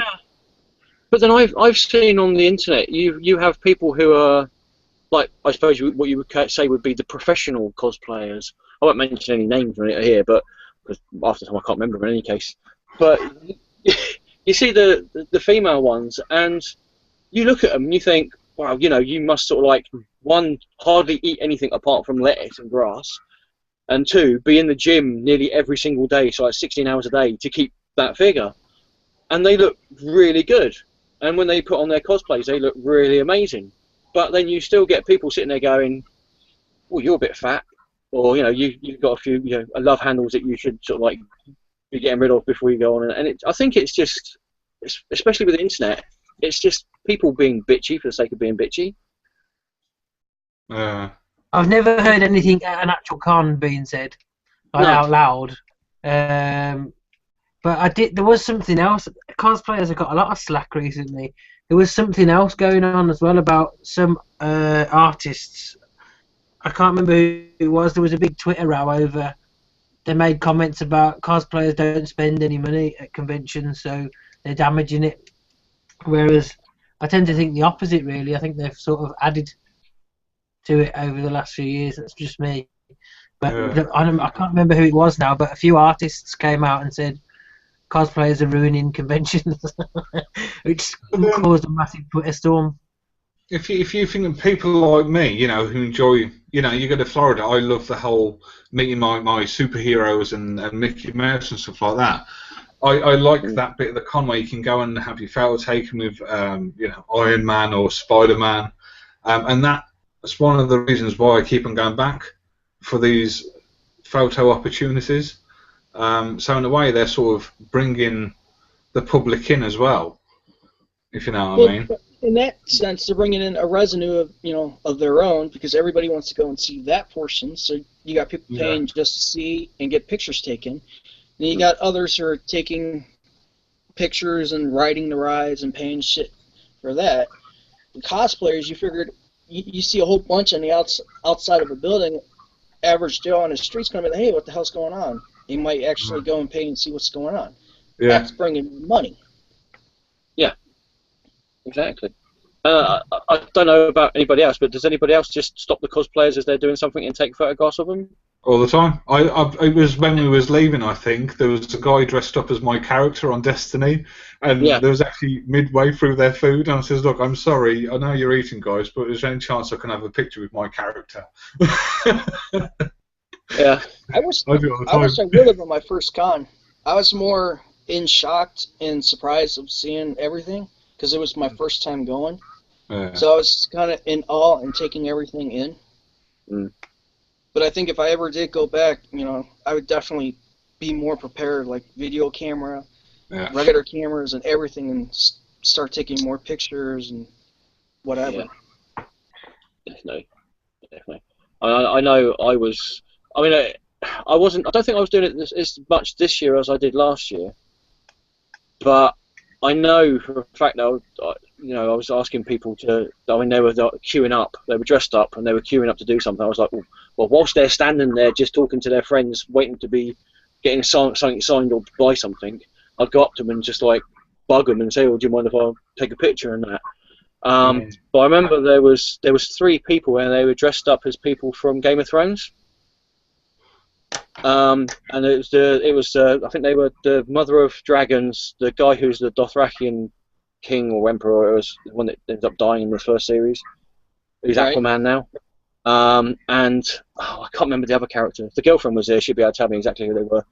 And I took the picture with them. I took the picture of them mainly because of the girlfriend, because I know she's a big Game of Thrones fan. And they were there, and this goes with this whole cosplayers don't buy anything. They were there dressed up as the characters. They had bags in their hands, cups of coffee in their hands as well, and they was like having to hide the bags so that it's like be out of the picture and that. And then I think the guy who was dressed up as the Dothraki and ended up having to hold a cup of coffee behind somebody's back, so it wasn't in the picture, so I could take the picture. So I mean, I think they do like add something and give something to conventions. Yeah. Because otherwise, if they didn't, you know, they could quite easily turn around and say no. You know, do you mind if I take your picture? No. Bugger off, I'm buying stuff or I'm having a cup of coffee or something like that. But I think it's more the people who get invited, like these so-called professional cosplayers that get invited to all the other ones. I think a lot of people, I think that subject kind of goes more towards them because they don't buy that much. They're more there because they got invited or getting paid to show up. Yeah. I know, what was it? Yaya Hans was there, wasn't she? Yeah. This year. I didn't actually see it. No, I didn't either. I think I saw her last year, but I didn't see her this year. I think Darren saw her again. Professionals probably wouldn't buy anything there because they have lines longer than some of the actual artists, the comic book artists and writers. I think sometimes I walked past and I saw huge queues for them. They're taking photos and signing pictures all day long, so the professionals won't be adding to. They'll be bringing the cosplayers in. But I think the main argument is that they weren't buying this. I can't remember who it is. This chap's art at all. So, but maybe he should start producing better art or something. I don't know. Yeah, if you're watching, we don't know who you are, but do better artwork. Maybe they could do something in conjunction. You know, maybe they could sort of like have the cosplayer dressed up as a character that the artist is well known for drawing. Exactly. Yeah, you find ways around it. You don't just start bitching about it. Yeah, that's a way around it because then the cosplayer gets the attention, the artist gets the attention and the money, and everybody's also like happy dancing and skipping over fields of flowers. That's if they're willing to split the profits. I mean, then you got like some people say like Stan Lee and Neil Adams charging these outrageous prices for shit that everyone else is just saying, yeah, you know, take your picture, you know, go on your merry way or whatever. Yeah. Like, Stan Lee should not be charging $90 for a damn picture. No fucking way. I mean, I wouldn't even pay almost $100 for a picture, let alone an autograph. I could take that money and like put it towards unknown artists and try to promote their work, or say Andy Kerber, somebody I really want to meet, get him to sign stuff. Yeah. Well, was it one of the comic book conventions this year? There was a big furore about David Tennant, and he was charging something like the equivalent of £150, I think it was, for a photograph, or a photograph and signature. Oh dear. And I was like, would you really? Who? I know there were big fans and that, and I'm a big fan of David Tennant as well. You know, at the very least is Doctor Who, but I wouldn't pay 150 quid to stand there next to him and just sort of like have a cheesy pose or sort of like a stance and that with him and that. And if that was me, I don't know what the circumstances are, or how they get to that amount of money that needs to be paid by the fans and that. But if that was me, I'd be embarrassed if I found out that the people who are running the convention were charging people who made me famous. I don't think it's the people who are running the convention. I think it's more of, it might have been him, and that's what he wants. Because I know it's like, depending on who the guest is, they charge whatever they want. Like, say, JDF. Yeah. I think it's $50 for a picture and an autograph, almost no matter where he goes. So and that's not convention, that's just what he charges. I think, if I remember correctly. What was that? I think you got JDF, who was, like, say, £50 if you want one item signed and a photo. I'm still happy to pay that if I could go. But then you look at Jason Faunt, who's the Red Time Force. He's like 30 quid for both. You know. Yeah, that's like I was telling Michael. It's like almost anybody who's not in the original Mighty Morphin Power Rangers, they charge a hell of a lot less than what those actors do. So I think, 'Cause- was it Bulk and Skull? God, that Brummy accent come out then, didn't it? Skull. They were doing, for both of them, you know, £30 for an autograph and your picture opportunity. And then you had, like, Steve Cardenas, or whatever his name is, he was charging the same price as well. But I think because JDF, because he's huge, you know, he's been in so many series of Power Rangers, he's charging a lot. everyone loves the green, everyone loves the white, everyone loves red and black. That's all the colours. I think some people would be happy to pay that, but I also think a lot of it would be JDF saying, I want so much percentage, and then the con will have to up the prices and stuff. Yeah, I'm I sure blame he's William making Shatner. it for him. Sorry, Dad? I blame William Shatner. I'm pretty sure he was the first one to start charging mega money for this sort of stuff. I don't know if it was him. I'm sure there was probably more people to it. Probably in the UK based, it was more Shatner. Probably, but like in the US, you figure whenever the first con started, if they had any actors or whatever coming over, you know they were charging. Yeah. Because almost everybody sees it as a moneymaker. Well, that's what I mean. You know, LSCC, they make it, the artists and stuff make money by doing like cover art and stuff like that, and prints, and you know that's an added extra if you wanted to buy that. But the signings and photo opportunities are free. You look at Jonathan Ross and Ian Churchill done that video for you, Mike. You know that they did say, you know, we've got a queue, but yeah, if you make it quick. I says all I wanted to do is say hello to Mike in America, and absolutely brilliant for doing that for me. You know.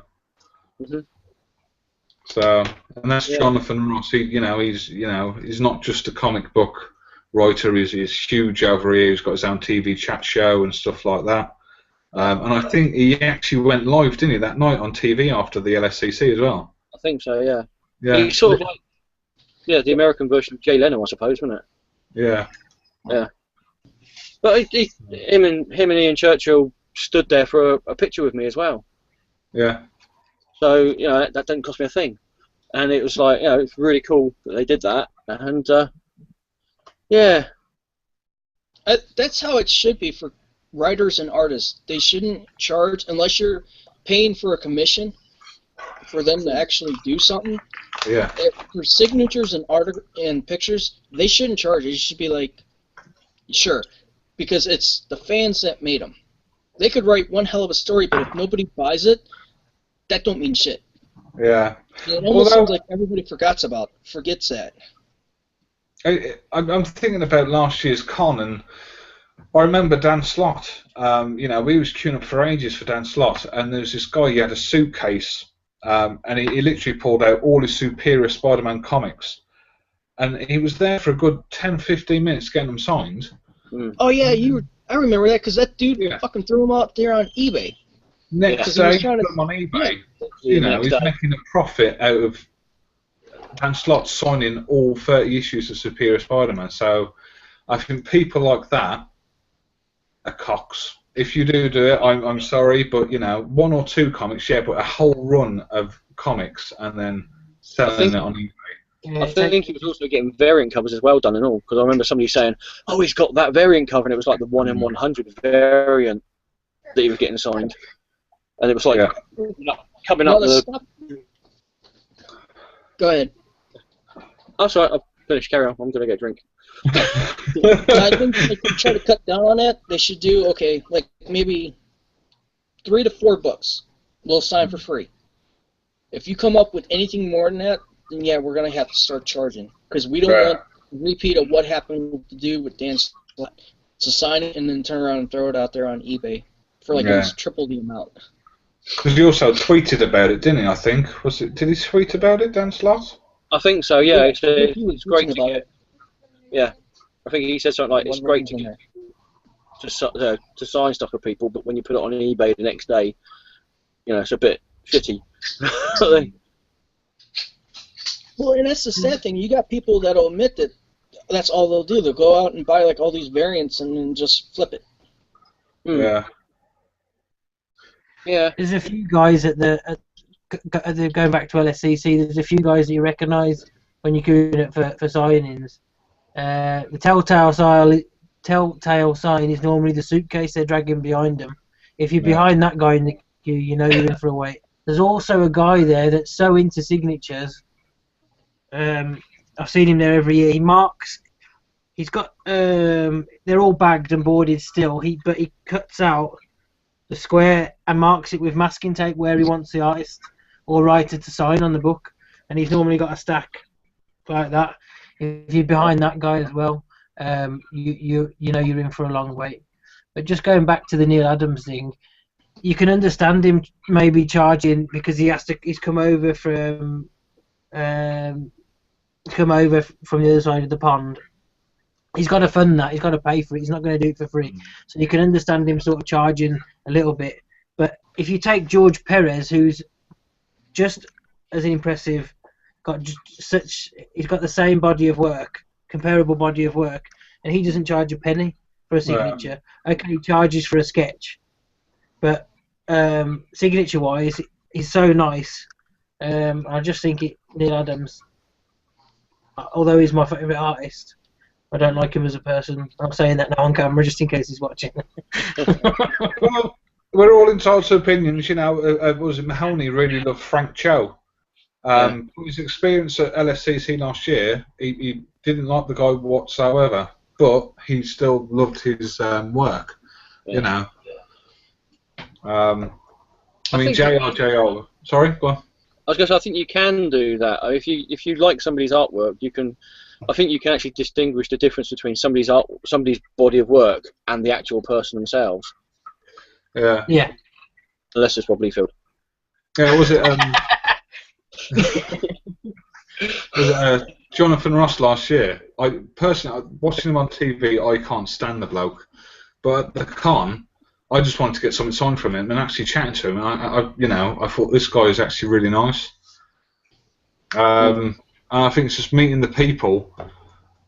It can change your outlook on him. It's like JR. I didn't know bugger all about him apart from he did Spider-Man work, but he's a really nice bloke. Dan Slott, you know, I hated what he did to Superior Spider-Man, but he's such a nice bloke. And granted, I did like Superior Spider-Man at the end, but I didn't like how he went with it. And I actually told him that at the con. But he was such a nice bloke, Dan Slott was. But I saw him put a tweet up a couple of days ago saying that he doesn't mind people turning around to him saying that they don't like what he does, but as long as they're constructive with what they say, he doesn't want to go up to him and say you're a piece of shit and I hate you and you're and have a right go at him. But if they turn around to him and say, you know, I'm not too keen on what you're doing with Spider-Man at the moment, you know, you can like, well, I totally understand that because not everybody likes the same thing. Well, yeah, as long as you do it in a constructive criticism way, not just come out and say you're an ass, blah, blah, blah, blah, blah, blah. But if you say, I don't like how you're doing this current story arc compared to the last one you did, then he might relate more and say, okay, well, what don't you like about from this to that, you know, and actually have a full-out conversation with you for how long he can. Yeah. Dan Slott took ages. He was really good, wasn't he? He was there for about 10 minutes with people, chatting to them, and chatting to the people in the queue as well to keep them entertained. Yeah. Really brilliant last year, Dan Slott. Yeah. But I think as well as that, if you're constructive with them, they're more likely to actually listen to what you have to say rather than if you just sit there and start yelling abuse at them and pointing fingers at them and call them every name under the sun. They might not necessarily act on it, but they will possibly take what you've said on board a bit more than they would do. Right, so then as future stories come about, he's like, okay, some people don't like how I take it this route.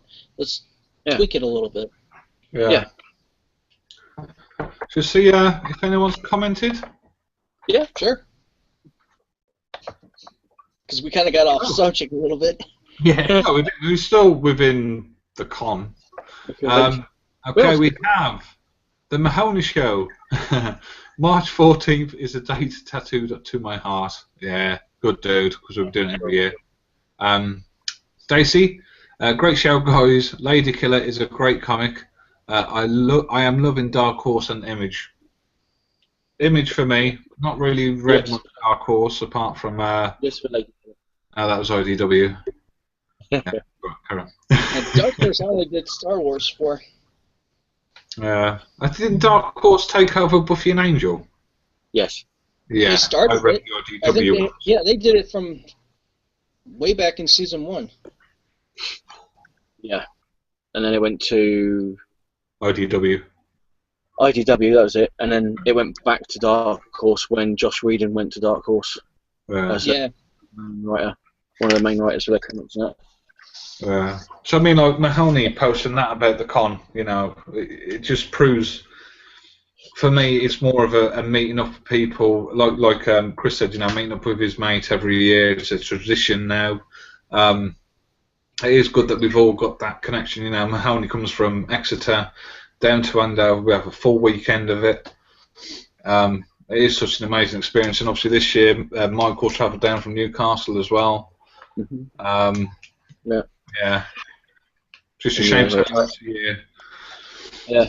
And then, of course, you have other people as well that you like bump into. Yeah, like Darren. Yeah, Darren. Yeah. Is it Lewis? Yeah, Lewis. Yeah, I was actually, you know, had a proper conversation with him this year because I wanted shy. Even Aaron, compared to comics. You know, last year I was a bit, I'm going to go and look at this, but we had a full-on conversation this year again. I cornered you on the train, if you remember. You had nowhere to go when you were leaving the con. Yeah. Yeah. You remember that? I know you from somewhere. That's how it is. Mahoney's like, I watched his video before we come to the con, his preparation video or something like that. That's how it is. It's really weird because you see these people on YouTube and you speak to them on Facebook and they almost have a little sort of like star appeal about them because you see them on a medium that you wouldn't normally expect anybody unless they were well known. So you do get that little rush of, I know you from somewhere. I know you from YouTube. It was that guy. The first time I've actually been recognised was queuing up for. Oh, sorry, we won. It was just me. I'd gone on my own little adventure then, but I was queuing up for Charlie Adlard, and I was chatting to these group of guys at first, just about random shit, and then another guy goes, "You're Adam from the YCC, aren't you?" I'm like, "Yeah, I'm the CEO," and I was so happy, you know what I mean? It was like someone's actually recognised me, and it was a bit of a stardom thing went on. I was like, yeah. It was actually really good. I got a bit of a nerd boner over it. It's pretty cool when you sort of walk around somewhere like that and somebody sort of stops you and go, I know you. Yeah. I've seen you on whatever, YouTube or Facebook or something like that. I'm like, yeah, probably. Yeah. Yeah, it's quite good. It's quite good. Has any of that happened to you guys before? Obviously, it has to me and Mark. Not really. You don't show your face though, do you, apart from the Hangouts? Pretty much. Well, until I get a stand for the recorder. Yeah, you need a bit more FaceTime on your videos, I think. Yeah, well, it's kind of hard to just either set it up somewhere and then try to stand just right, but if I get it like an actual stand for it, it'll be a lot easier to do. You wait. You'll get your face in front of the camera, and the next thing you know, you won't be able to go down to the shops to get a pint of milk. Yeah. Mobbed. It'll be worse than Beatlemania. It will, wasn't it? Let's just double check the comments. I say, don't we? Every week we're going to keep this to an hour. We're nearly at 2 hours, guys. Well, you got to think too. I mean, we had some really good conversations. Or some good questions that led into some good conversations. Yeah, I think the first couple of subjects we flew through, and then we get to this Comic Con at the end, it was just like, just reminiscing and everything. But yes, on that note, I'll let these guys go to bed. Thank you for watching. Thank you for those that are going to re-watch or watch this non-live. Still feel free to comment down below. I'm sure Mark will answer all your questions or queries that you've got. Free comic book day next week. Mark, plug us, dude. I'm gonna yes. focus in on Free Mark. comic book day at the Forbidden Planet. We still need to finalise a few details and that, but I've spoken to the guy who's the manager there, and it seems like it's all a-okay and all on board. Come down if you're in the Southampton area and say hi. Yeah, chew the fat and buy some comics. Obviously not off us, but off of Forbidden Planet Southampton. Oh, and Southampton Comics as well in the loft ladder. Yes. Brilliant bunch of guys. We go there every month now. Although I didn't spend anything last month, but I did have a good old chat with the guys. But yeah, like Mark says, we'll be there next month. Me, Mark, Andrew, Wolf will be there as well, but not on the table. And possibly Rich. Will Rich be there?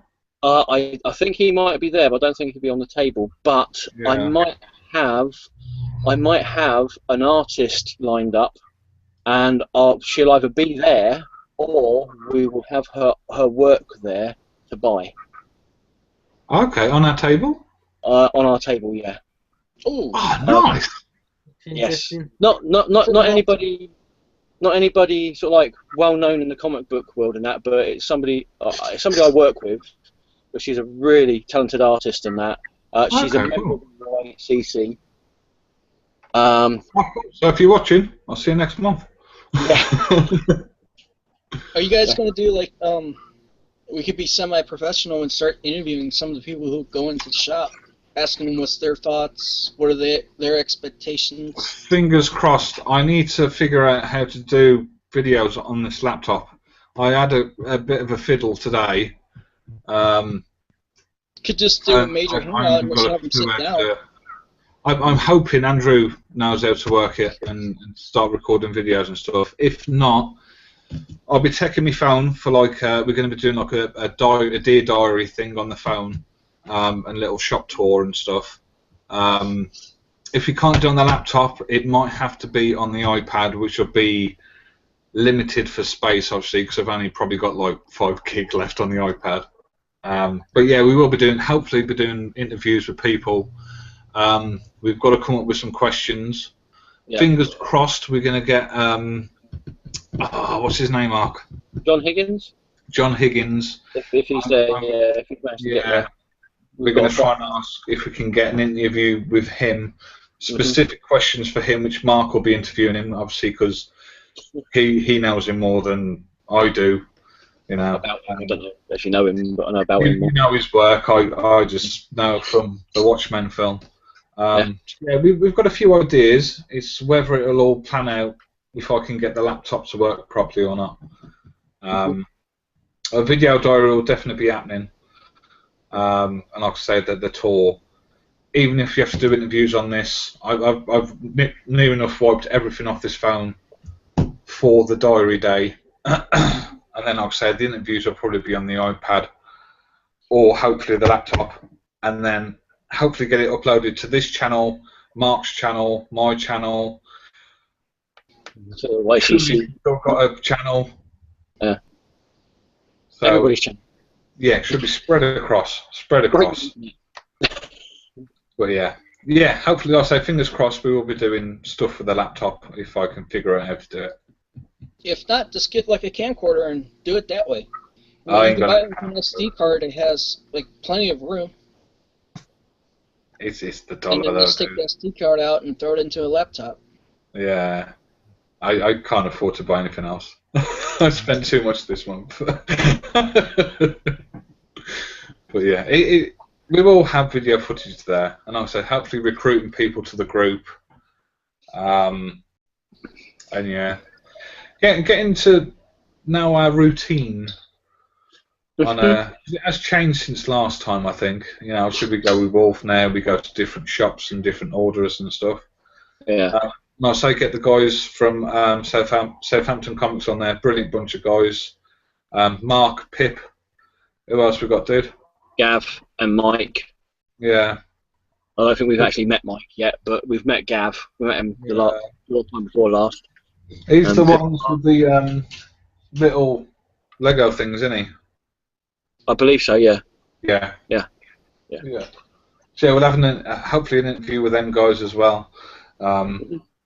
But yeah, it's going to be an awesome day. It's going to be tiring, and I think we've got like a semi-weekend planned of comic-y goodness.